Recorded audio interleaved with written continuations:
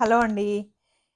Investment చేయని వాళ్ళ గురించయితే నాకు తెలీదు గానీ, మనము అగ్రెసివ్‌గా ఇన్వెస్ట్ చేస్తూ కంటిన్యూయస్‌గా ఇదని, అదని, రియల్ ఎస్టేట్ అని, స్టాక్స్ అని, ఇంకొకటని, ఇండియాలో అని, యూఎస్ఏలో అని చేస్తా ఉంటాం గదా! కొన్నాళ్ళు అయ్యేసరికి ఇన్వెస్ట్‌మెంట్సు అందరికీ ఒక ప్రశ్ననేదొస్తది. టూ మచ్ జేస్తున్నామా? టూ మచ్‌గా ఇన్వెస్ట్ చేస్తున్నామా? కొన్నిసార్లయితే మనం ఇంగ సొంత క్లోజ్ ఫ్రెండ్స్‌కి గూడా చెప్పడానికి గూడా భయపడతామనమాట. ఎందుకంటే టూ మచ్ అయిపోయింది అని జడ్జ్ చేస్తారా? అంటే మనం మీద మనకే కాన్ఫిడెన్స్ పోతుందనమాట. మనం కరెక్ట్ చేస్తున్నామా? ఏమన్నా తప్పు చేసి టూ మచ్‌గా ఇన్వెస్ట్ చేసి ఇది గూడా ఆహ్, తప్పా అనే క్వెషన్ ఒస్తది చాలా మందికి. దాని గురించి నా ఒపీనియన్ చెప్తాననమాట.